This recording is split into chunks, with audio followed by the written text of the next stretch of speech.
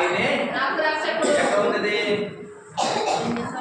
2 సమూయేలు గ్రంథము 22వ అధ్యాయము 2-3 వచనాల్లో మనం చూస్తున్నాం. అయితే 18వ వచనంలో ఆయన ఏం చెప్పాడంటే, 2వ వచనంలో యెహోవా నా శైలము, నా కోట, నన్ను రక్షించేవాడు ఆయన, నా కేడము, నా రక్షణ శృంగము, నా ఉన్నతత్వము, నేను ఆశ్రయించున్న నా దుర్గము. హల్లెలూయా, హల్లెలూయా.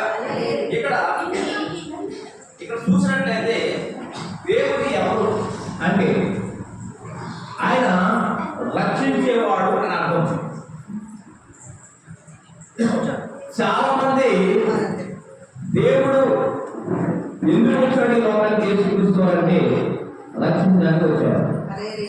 మనందరినీ కూడా పాపంలో నుంచి విడిపించడానికి,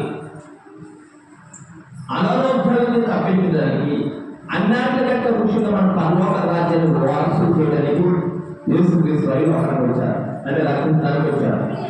అందుకే యేసు అనే పేరుకు అర్థము రక్షకుడు అర్థం.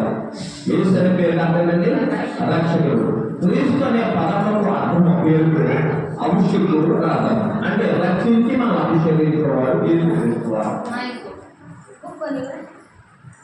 యేసు ఈ లోకానికి రావడానికి ముఖ్య ఉద్దేశం ఏంటంటే రక్షించడానికి. ఎలా రక్షించడానికి అంటే కనుక బలత్కారం నుంచి బంధించబడిన వారి నుంచి, అంటే ఎవరైతే బలత్కరించబడుతున్నారో వారిని విడిపించడానికి యేసుక్రీస్తువారు లోకానికి వచ్చారు. ఎవరు బలత్కరించబడుతున్నారు అంటే కనుక నీ బలం కంటే సాధారణ బలం ఎక్కువైతే అది నేను బలత్కరిస్తాను. నీ బలం కంటే పాపం మీద బలం ఎక్కువైతే అది నేను బలత్కరిస్తాను. నీ బలం కంటే ధనాపేక్ష బలం ఎక్కువైతే అది నేను బలత్కరిస్తాను. దేవుడి కన్నా ఈ లోకం ఎక్కువైతే లోకం నేను బలత్కరిస్తాను.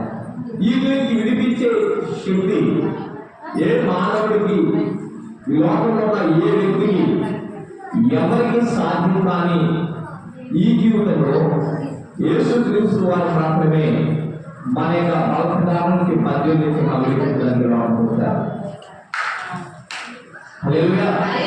ఈ లోకంలో యేసుక్రీస్తు వారు మాత్రమే మన పాపాల నుంచి విడిపించడానికి వచ్చారు. ఇక్కడ కూర్చున్న మీలో నేను దేని చేత బలత్కరించబడలేదు అన్నవారు లేరు, ఉన్నారా అంటే లేదు. ఎవరొకరు ఏదో ఒకటి బలత్కరిస్తుంది అంటే నేను లోపరుచుకుంటుంది. బలత్కారం అంటే నేను లోపరచుకోవడం, నీ మీద విజయం పొందడము. మన సహజంగా ఎప్పుడు ఈ మాట ఉపయోగిస్తాడు, బలత్కరించబడ్డారని. ఒక పురుషుడు ఒక స్త్రీని పాడు చేసినప్పుడు ఈమె బలత్కరించబడ్డాలి అంటాం. అంటే స్త్రీ కన్నా పురుషుడు బలం ఎక్కువ అవడం వల్ల ఆమె బలత్కరించబడ్డది అని చెప్తాం. ఈ లోకంలో మనము చాలా సందర్భంలో దేవునికి విడిచి లోకాన్ని